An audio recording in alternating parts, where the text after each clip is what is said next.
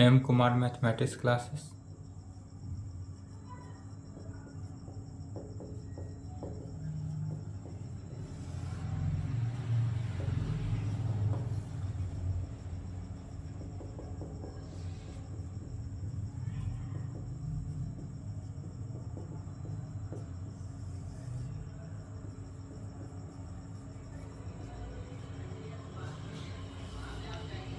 Lecture 2 हुआ कौन सा? Paper 5 group B. Paper 5 group B, इसमें चल रहा था क्या? बीटा एंड गामा फंक्शन, यही चल रहा था। बीटा एंड गामा फंक्शन क्या है, तो इसका डिफिनीशन चल रहा था। जितने भी डिफिनीशन हुआ था सभी याद हो गया, और उसी डिफिनीशन से टोटल एग्जाम में भी क्वेश्चन आता है, इसलिए डिफिनीशन को याद ध्यान से रखेंगे। कब कौन सा पूछा है ये भी लिख दिए थे। चलिए नेक्स्ट डिफिनीशन 5 नंबर तक हो चुका था। 6 नंबर में कहेंगे इवैल्यूएशन ऑफ किसका, तो इंटीग्रेशन ऑफ 0 से इन्फिनिटी ई का power minus x square D का इंटीग्रेशन क्या होगा। अब यदि इस टाइप से इंटीग्रेशन का है, इवैल्यूएशन ऑफ माने इसका वैल्यू निकालना है, किसका वैल्यू, 0 टू इन्फिनिटी ई का पावर माइनस एक्स स्क्वायर का इंटीग्रेशन, तब इसको कैसे सॉल्व करेंगे। तो सबसे पहले मान लेंगे प्रूफ, सॉल्यूशन कहें या आंसर लिखेंगे। इस प्रकार से भी एग्जाम में कभी कभी क्वेश्चन पूछता है, तो जब इस प्रकार से एग्जाम में क्वेश्चन रहे तो कैसे सॉल्व करना है, तो सबसे पहले यहाँ पर मान लेने हैं let I is equal to, तो आई क्या हुआ है, इंटीग्रेशन कहाँ से, 0 टू इन्फिनिटी ई का पावर माइनस एक्स स्क्वायर का इंटीग्रेशन विथ रेस्पेक्ट टू किसके, एक्स के, या एक्स के रेस्पेक्ट में इसका इंटीग्रेशन करते हैं। तो जब एक्स के रेस्पेक्ट में इसका इंटीग्रेशन करते हैं तो क्या है, पहले ई क्या है, तो ई जो है वह एक्सपोनेंशियल फंक्शन है। एक्सपोनेंशियल फंक्शन का पावर जितने भी टर्म्स है उसको मान लेंगे, तो put x square is equal to z, या जो एक्स स्क्वायर है इस एक्स स्क्वायर को क्या करेंगे, जेड हम यदि पुट कर ले तब इसी को डिफ्रेंशिएट करते हैं दोनों तरफ, तो लेफ्ट हैंड साइड क्या हो जाएगा 2x dx, right hand side dz, left में x के रेस्पेक्ट में, राइट में z के रेस्पेक्ट में डिफ्रेंशिएट किया गया। यहाँ से dx का वैल्यू निकालते हैं, तो dx is equal to dz by 2x और dz बाई 2x, x का वैल्यू यहाँ से x स्क्वायर z है, तो x का वैल्यू क्या हो गया, रूट अंडर z, तो x के जगह पर हो जाएगा रूट अंडर z, तो dx के जगह पर क्या हो जाएगा dz बाई 2 रूट z। अब कहेंगे वैन जब x का वैल्यू 0 हो देन तब z का वैल्यू भी क्या होगा, तो यहाँ पर देखना है जब x का वैल्यू 0 रखेंगे तो z का वैल्यू भी 0 हो जाएगा, और जब x का वैल्यू क्या इन्फिनिटी है, तो जब x का वैल्यू इन्फिनिटी हो देन तब, तो x इन्फिनिटी, इन्फिनिटी का स्क्वायर इन्फिनिटी, तो z भी किसके इक्वल हो गया, इन्फिनिटी के। डेट इज लिमिटिंग में कोई चेंजिंग नहीं, फिर भी लिमिटिंग वैल्यू निकालते ही हैं, इसलिए द गिवन इंटीग्रल बिकम्स, अब हमारे पास जो दिया हुआ इंटीग्रल है इससे हम प्राप्त करते हैं, तो यह जो इंटीग्रल है क्या है, i is equal to integration of 0 है तो 0, इन्फिनिटी है तो इन्फिनिटी ही रखाएंगे। यहाँ पर वैल्यू यदि चेंज होता है जेड के टर्म में लिखना है, एक्स वाले टर्म को नेगलेक्ट कर दिया गया। फिर ई का पावर माइनस एक्स स्क्वायर है, तो एक्स स्क्वायर किसके, जेड के इक्वल हो गया, तो ई का power minus z into d x, तो डी एक्स के ऊपर क्या वैल्यू निकला है, d z by 2 root x, तो यह वैल्यू हो जाएगा d z by 2 root z, d z by कितना 2 रूट जेड में। अब यहाँ से 1/2 कांस्टेंट है तो बाहर ले लेंगे, 1/2 कांस्टेंट बनकर बाहर, इंटीग्रेशन कहाँ से हो जाएगा 0 टू इन्फिनिटी, फिर यहाँ पर देखेंगे ई का पावर माइनस जेड है तो रहेगा ही, इनटू यदि 1/√z है तो जेड इस प्रकार से यहाँ पर समझ ले, रूट अंडर जेड को क्या लिख सकते हैं, जेड का पावर 1/2 लिख सकते हैं। और यह जेड का पावर 1/2 नीचे है तो ऊपर जाएगा तो क्या हो जाएगा, माइनस के टर्म में आ जाएगा। तो यह जेड के पावर -1/2 इंटू डी जेड हो जाएगा। यह किस वैल्यू को सेटिस्फाई किया, जेड का पावर -1/2 डी जेड में। अब इस इंटीग्रल को इस प्रकार से चेंजिंग करते हैं, पहले आइलेट पर यूजिंग इंटीग्रेशन बाय पार्ट। तो इंटीग्रेशन बाय पार्ट को जब यूज करेंगे तो आइलेट पर चलेगा। आइलेट पर ले जाने के लिए क्या होता है, पहले या आइलेट पर भी तोड़ सकते हैं, आइलेट पर नहीं तोड़ेंगे, आइलेट पर चूंकि तोड़ेंगे इंटीग्रेशन बाय पार्ट पर तो यह लॉन्ग मेथड से हो जाएगा, इसलिए अब यहाँ पर इंटीग्रेशन के प्रॉपर्टी को यूज करते हैं, using in properties of integration. Definite integration definite है तो डेफिनिट इंटीग्रेशन के प्रॉपर्टी का यूज करना है। तब इसमें आप डेफिनिट इंटीग्रेशन के प्रॉपर्टी को यूज करेंगे तो क्या वैल्यू आता है, यहाँ पर इसमें डेफिनिट इंटीग्रेशन के प्रॉपर्टी को यूज करना है। तो डेफिनिट इंटीग्रेशन का प्रॉपर्टी मीनिंग हुआ कि 1/2 तो पहले कांस्टेंट है तो बाहर हो गया, 1/2 तो बाहर है तो बाहर ही रहा, इंटीग्रेशन 0 टू इन्फिनिटी है तो 0 टू इन्फिनिटी ही रहा। अब यह वैल्यू किसको सेटिस्फाई करे,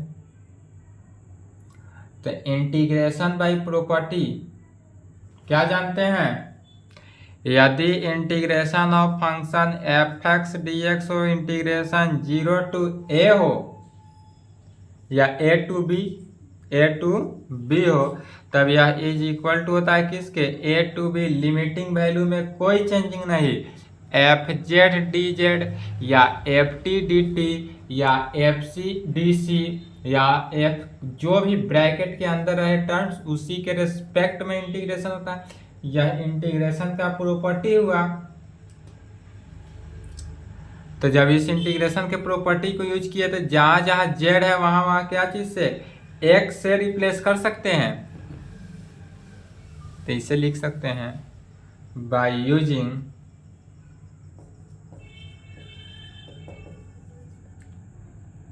definite by using properties of definite integration. क्या कहेंगे, by using properties of definite integration. Definite integration के प्रॉपर्टी को यूज करना है। क्या होता है प्रॉपर्टी, यदि कोई फंक्शन a टू b और limiting value function f(x) dx is equal to a to b fz dz में,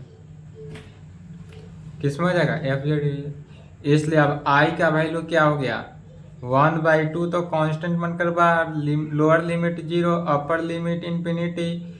अब e का पावर -z है तो यह z जो है वह क्या हो जाएगा, x में रिप्लेस हो जाएगा। तो यह वैल्यू हो गया e का पावर -x इंटू x का पावर -1/2 dx में, इंटू किस में, dx प्रॉपर्टी का यूज हुआ। अब इसी वैल्यू को आगे तोड़ेंगे, 1/2 0 टू इन्फिनिटी e का पावर -x इंटू x के पावर -1/2 को इस प्रकार से लिख सकते हैं, x का पावर 1/2 -1। यदि 1/2 में से 1 माने हाफ में से 1 घटा है तो -1/2, तो -1/2 को ही लिखा गया 1/2 -1 के फॉर्म। ऐसा क्यों लिखे, तो चूंकि इस जब वैल्यू को, यह जो हमारे पास वैल्यू निकला integration of 0 to infinity e का पावर -x का पावर 1/2 -1, या किसका, गामा फंक्शन से। गामा फंक्शन के डिफिनीशन में क्या जाने थे, गामा फंक्शन का यही लिमिटिंग था, 0 टू इन्फिनिटी e का पावर -x इंटू x का पावर n-1 इंटू dx था। तो यह वैल्यू को क्या लिखते थे, 2n। यह जो हुआ 2n के इक्वल होता था, तो 2n जो है is equal to 0 to e का पावर इतना। तो इस इंटीग्रेशन को, डेफिनिट इंटीग्रेशन को इस पहले फॉर्म में लाए, किस फॉर्म में, तो गामा फंक्शन के डिफिनीशन या गामा फंक्शन फॉर्म में आया, तो गामा फंक्शन के फॉर्म में जब इस डिफिनिट को लाए तो यहाँ होता है 2n, n के जगह पर, तो यहाँ n के जगह पर कितना है 1/2 है, तो यह किसका वैल्यू सेटिस्फाई किया 2 1/2 का। तो इस पूरे वैल्यू के जगह पर क्या लिख सकते हैं 2 1/2। समझ में आया? जहां डाउट हो वहां कमेंट करेंगे।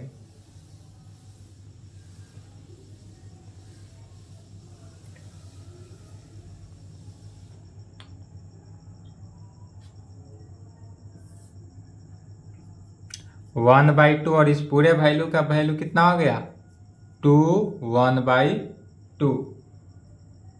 अब फिर 2 1/2 का वैल्यू क्या जानते हैं, सिर्फ याद कर लेना है, हर बार निकालना नहीं है। 1/2 इसका वैल्यू पिछले क्लास में निकाला गया था, कितना √पाई, तो डायरेक्ट लिखेंगे √पाई, और यहाँ से यह क्या वैल्यू दे देता है √पाई/2।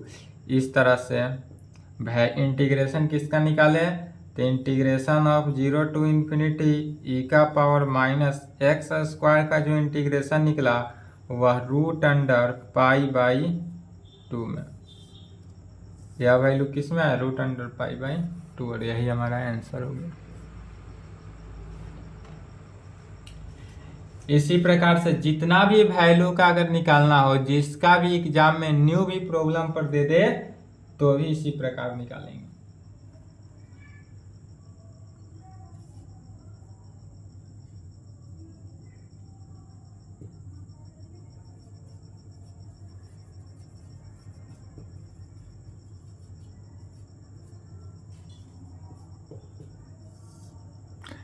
इवैल्यूएशन ऑफ 2 3/2 का, तो 1/2 का इवैल्यूएशन याद रखेंगे, अगर 3/2 गए तो 3/2 का निकालेंगे।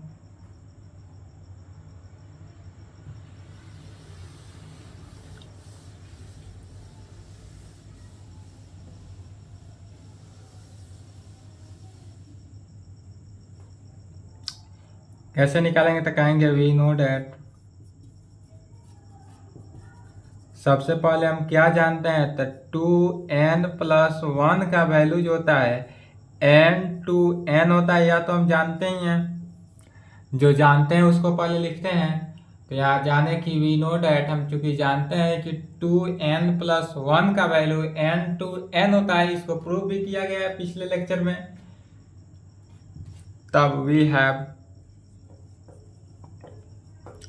हमको अब वैल्यू निकालना किसका है, तो 2 3/2 का वैल्यू। तो जब हमको 2 3/2 का वैल्यू निकालना है, इसलिए कहेंगे 2 3/2 का वैल्यू क्या हो जाएगा, तो 2 3/2 के वैल्यू को इस प्रकार से लिख सकते हैं 1/2 + 1 में। 1/2 + 1 करने के इसका सोल्व करेंगे तो कितना हो जाएगा 3/2 में। अब यह वैल्यू किसको दिया, यहाँ पर देखेंगे इक्वेशन 1 से, इक्वेशन 1 में यदि 2n+1, तो 2n+1 को लिखते थे n2n, अब यहाँ पर निकला n के जगह पर 1/2, तो 2 1/2 + 1 जो हुआ, तो n जो हुआ 1/2 जो हुआ वह n के इक्वल हुआ, तो इसमें क्या हो जाएगा 1/2 बाहर, 1/2 2 1/2 में, क्योंकि n का जो वैल्यू है वह कितना निकल रहा है 1/2 इज इक्वल टू 1/2। अब फिर 2 1/2 का वैल्यू क्या जानते हैं √पाई, तो √पाई लिख देंगे। इस तरह से इसका वैल्यू क्या निकला √पाई/2, इस प्रकार से लिख सकते हैं। किसका, तो 2 3/2 का जो वैल्यू निकला वह √पाई/2 में।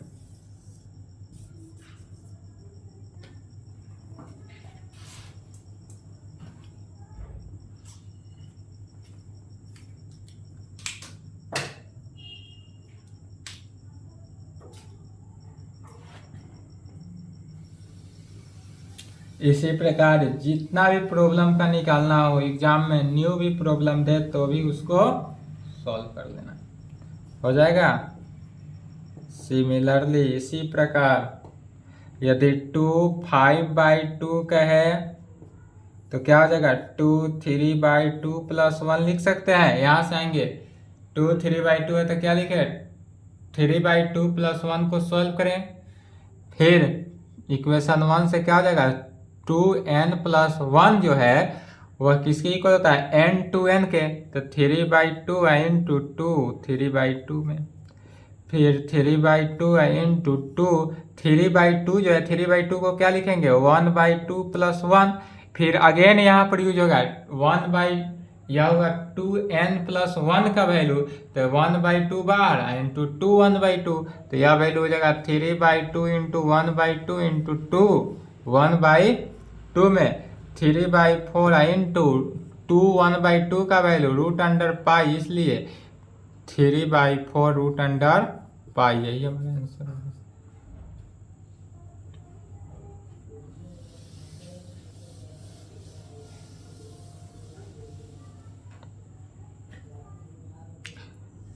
टू 7/2 का वैल्यू निकालना हो तो 2 7/2 को लिख सकते हैं 5/2 + 1 5/2 बाहर 2 5/2।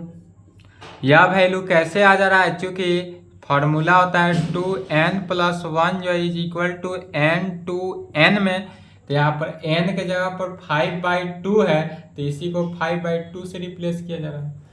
फिर अगेन यूज करेंगे तो 5/2 और 2 5/2 को लिख सकते हैं 3/2 + 1 3/2 + 1 को जब ऐड करेंगे तो यह भी कितना 5/2 में ही आया। फिर 5/2 इंटू 2 5/2 इंटू फिर इस फार्मूला को n के जगह पर क्या है 3/2 तो इंटू 3/2 2 3/2 में, फिर 15/4 इंटू 2 3/2 को लिख सकते हैं 1/2 + 1 में, तो 1/2 + 1 में, फिर 1/2 + 1 को अगेन चेंज करेंगे तो 1/2 बाहर इंटू 2 1/2 में। इसी प्रकार से बढ़ते चले जाना है। न्यू प्रॉब्लम रहे जो भी रहे सभी को इसी प्रकार से सॉल्व करते चले जाना है। तो कितना हो गया 15/4 इंटू 1/2 बाहर इंटू 2 किस में 1/2 में, तो 15/8 इंटू 2 1/2 का वैल्यू क्या जानते हैं √π, यही आंसर हुआ। इसी प्रकार से जितना भी होगा वैल्यू अगर एग्जाम में न्यू भी प्रॉब्लम दे तो बन जाएगा, सेम मेथड से सॉल्व करते चले जाना है और इस टाइप से प्रॉब्लम एग्जाम में आएगा। ठीक है,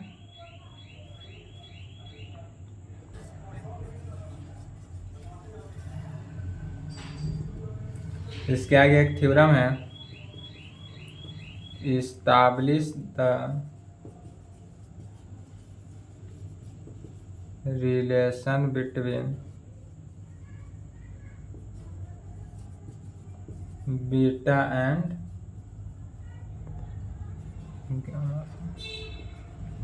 यह बीयू बहुत बार पूछा है 7 9 15 13 17 16 17, तो इसकी आने की चांसेस है। इसको नेक्स्ट क्लास में देखेंगे। आज की क्लास को यहीं पे एंड करते हैं, यहाँ तक कंप्लीट कर लें। ठीक है, यहीं तक कंप्लीट करेंगे, इसके आगे नेक्स्ट क्लास में यही थ्योरम चलेगा, establish the relation between beta and gamma function. Beta और गामा फंक्शन के बीच में क्या करना है, रिलेशन को स्थापित करना है।